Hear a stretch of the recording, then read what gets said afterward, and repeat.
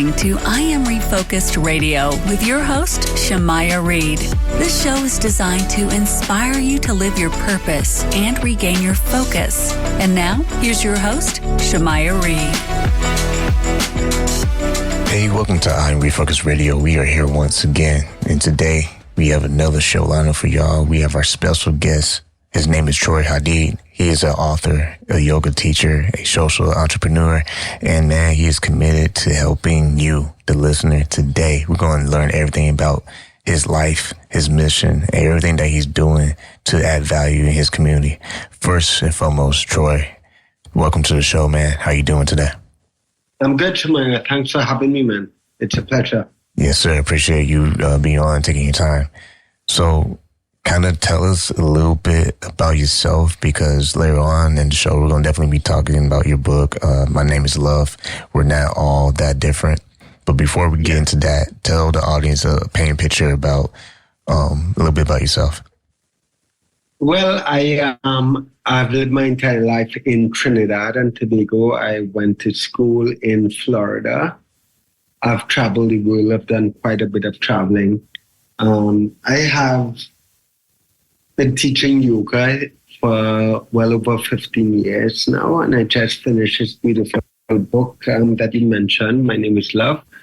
And you know, when people ask me what I do, for me, there's only one thing I can really connect to put myself in any kind of a box, and that is I can only hope that whatever comes of my life, whatever I step into, that in some way it reminds us of what it means to love one another.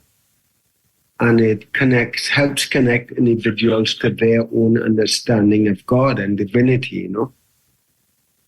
I like that. When you look at the opportunities that are in your, on your plate, if I will, what's the main core, if you will, of your mission with your purpose and how you illustrate that through your book? I'm not too sure I get the question, Shamaya, but I'm gonna try my best to answer it, and hopefully I will. That is, I think we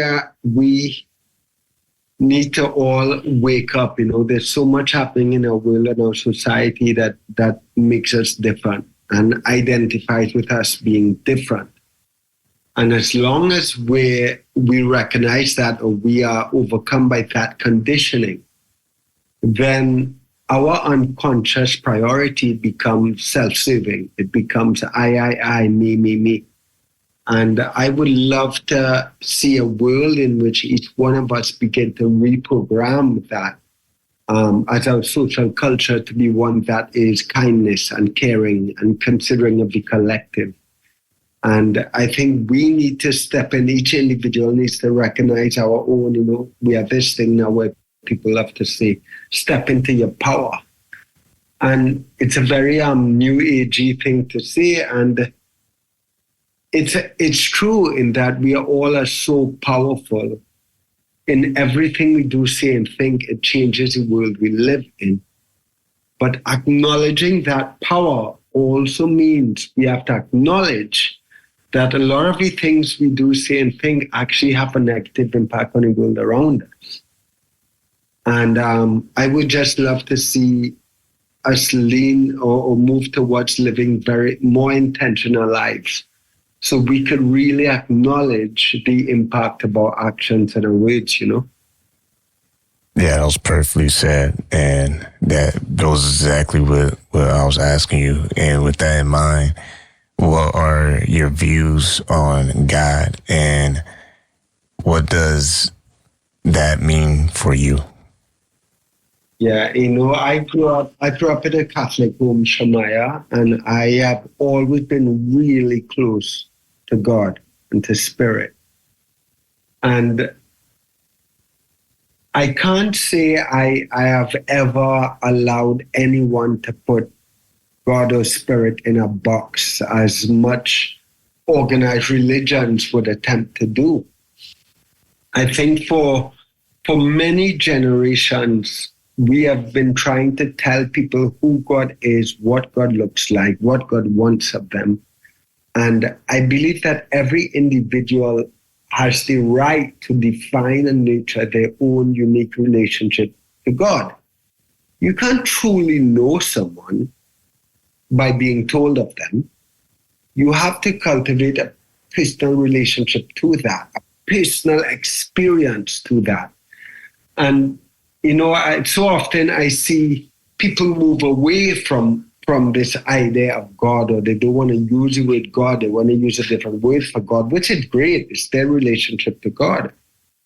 And very often I hear people say that they're atheists, or they don't believe in God, or they have no form of relationship to any higher intelligence and no desire to. And Shemaiah, I understand why. Like for generations, I believe God and divinity has been misrepresented and misunderstood. And there have been a lot of misalignment and wrongs and oppression and genocide that has been done in the name of God.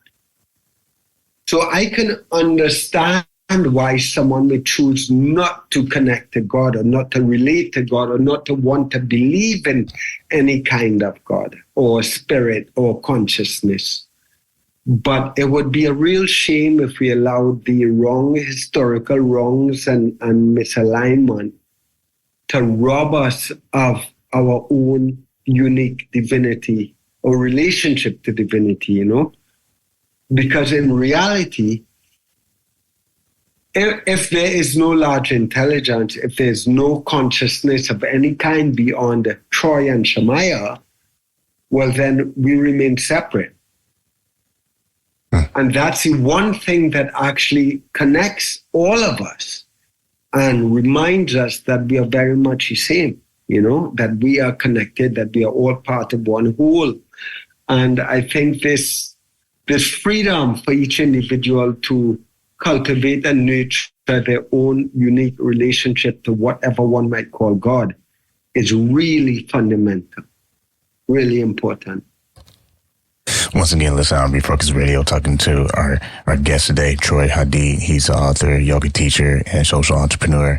And when it goes to the book, everything that he's saying right now is fitting perfectly with the book. My Name is Love. We're not all that different. When it comes to the book, you challenge readers to think beyond their, conditioning and to embrace unconditional love that transcends personal limitations. What do you hope that when people read, that they'll learn more about this opportunity, if you will? Yeah, I believe, Shemaiah, that the world we live in, we consider that every individual, this is how I would describe it. Every individual is a seed of God. It's a spark of God with a bag of conditioning. And each one of us, we are shaped by our experiences, our conditioning, our upbringing from the day we are born. And that shapes our ideas of what is right, what is wrong, what to say, what not to say, what is acceptable, what is not. It shapes who we are and how we show up in the world, right? And very often, we confuse someone's conditioning with who they are. And I would invite people to consider differently. I might not love or approve of your conditioning or your actions or your words, but I can still love you. Because I know and I can see the seed of God that exists beneath that conditioning. And two things I would like to point out. If we can see beyond someone's conditioning, beyond the story of their conditioning, then forgiveness is no longer an option. It is inevitable. There may be healing that needs to happen, and it may take time. But if we can see past one another's conditioning, then forgiveness is inevitable. And the other thing I would like to say is, if we can acknowledge someone's conditioning and that is not who they are, then if we want to play any role at all in helping someone live differently or be differently or show up in the world differently or shift someone's perspectives, then one of the first things we have to do is at least try to make them feel safe and secure and not constantly judge. And as long as we can have someone feel safe, then we can create a space in which maybe we can help them recondition or reprogram. And, that takes time. And we may not be able to help them recondition everything. But if we can just do a little bit, if we can just play a part in someone's reconditioning and reprogramming, then we've done a lot. And to your point, to reprogram takes effort for reflection and also self-awareness. And with that in mind, what would you say for the individuals listening to our conversation, the journey in itself of trying to make this world a better place? Yeah, wow. I think that's a great question, Shamaya. I think in the world we live in, we have this thing where we love to look at what everyone else needs to do differently. And we love to talk about everyone else and how they should live and what they should do and where they need to do better and how they are showing up out of alignment. And for me, the most powerful question we can ask ourselves in that introspection, if we are really committed to making the world a better place and to being better human beings ourselves, then we have to be willing to ask a question, where can I do better? How could I have responded differently? How could I have showed up differently? How could I have been more compassionate, more supportive, more understanding?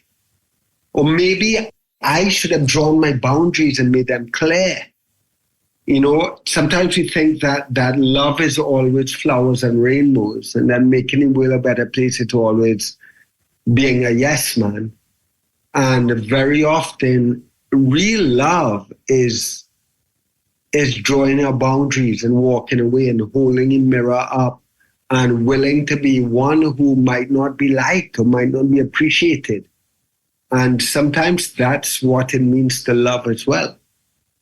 But I think a question we need to ask is that we really need to look at where we as individuals can do better, We're talking to Troy Hadeed in his book, My Name is Love.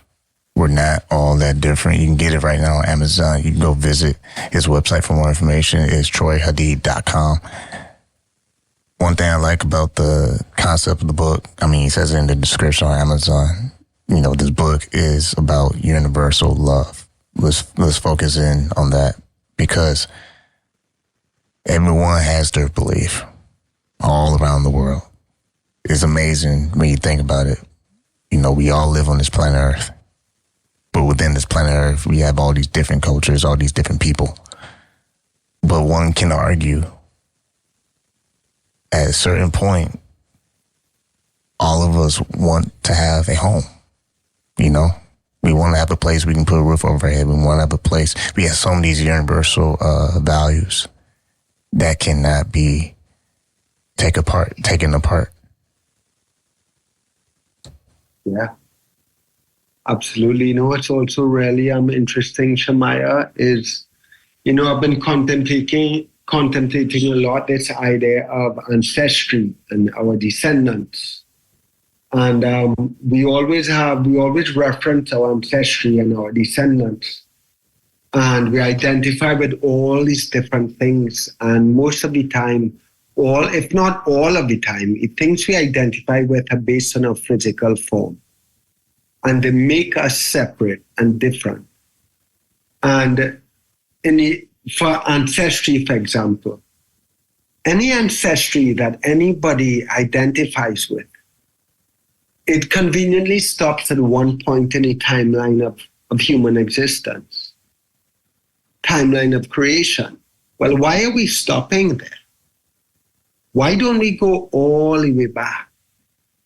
Because if we go all the way back to the very source of life, we remember that we really aren't so different, that our ancestry is the same, that we are all descendants of spirit, and that the one certainty in this life is that we will all leave our bodies. So therefore, this physical body or anything that revolves around it cannot actually be who we are. It's just a temporary state of being, you know? Unconditional love. You mentioned in the show about forgiveness. Yeah. Bible talks about forgiving. And the way I interpret it, I'm sure people might want to chime in. If they want to, that's fine. But the way I interpret it is a situation that never stops. When you forgive someone, you can be forgiven. The moment you don't forgive someone, it's the very risk that you may not be forgiven. What are your thoughts on that?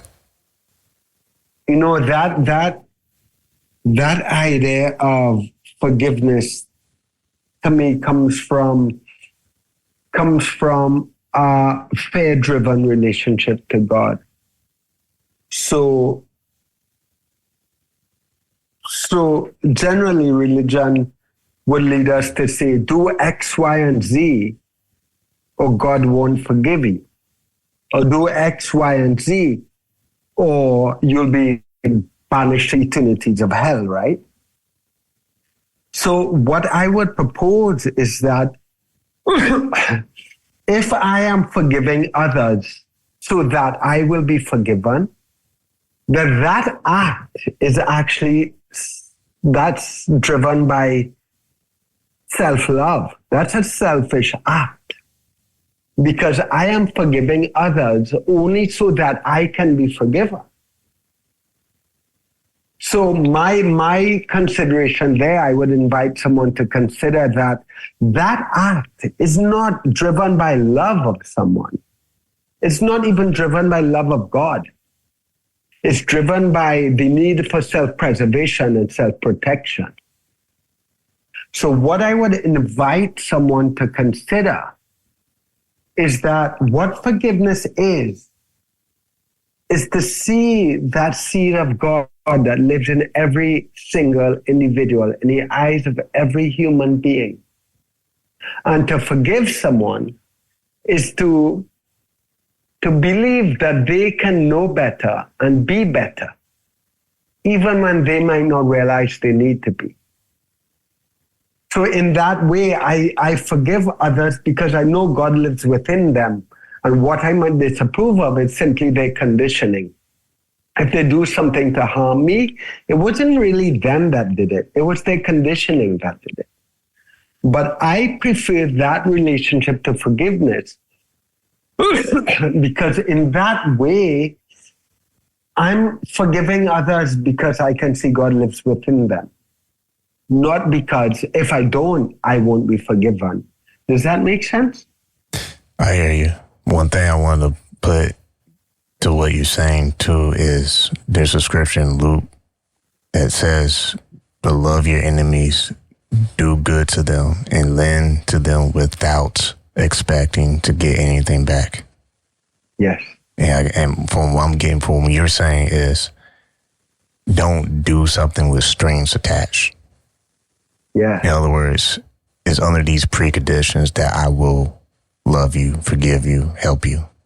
But instead, do it freely without trying to expect something back in return. Yeah, absolutely. And I mean, everything too.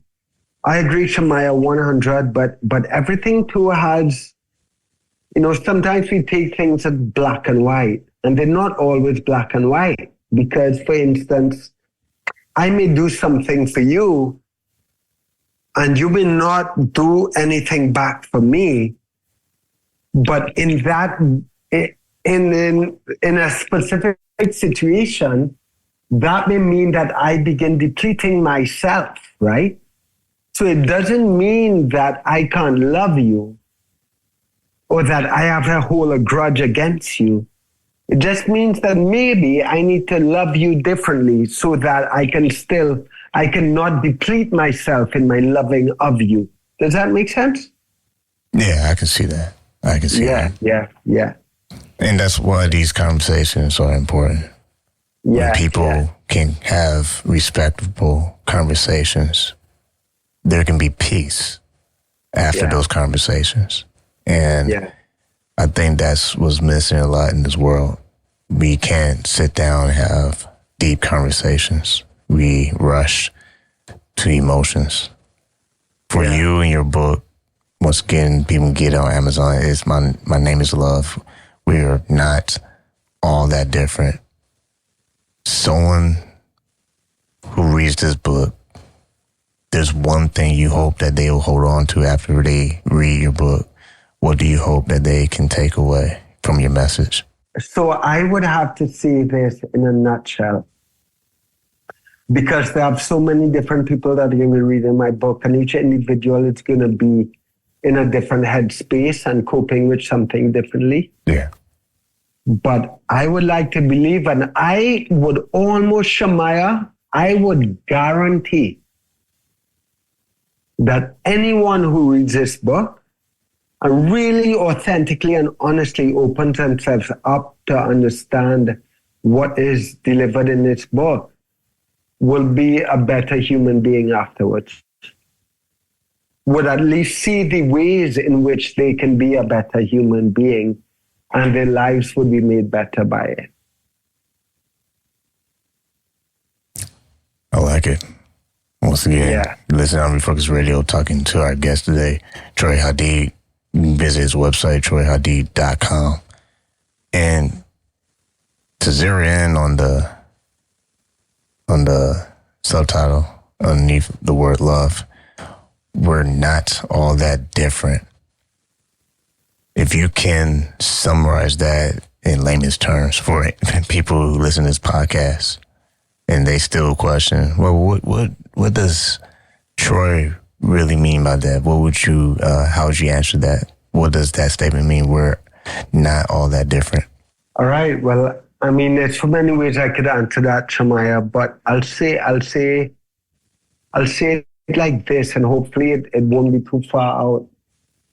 But each one of us are born into a human body, and that body is given a name. And the second it's given that name, it makes us separate. And it makes us different. It means that I am Troy, this is my body, and now Troy is separate from Shamaya. Troy is different from Shamaya. And we live in a world that breeds this individuality. And it's not a bad thing, but if we don't question it and cultivate a relationship to it, we're always going to live our lives and believe that we're separate. And we're going to attach to all these layers of our identity, like race, sexual orientation, financial status, career, religion, all these things that we allow to define us. But in reality, they don't define us.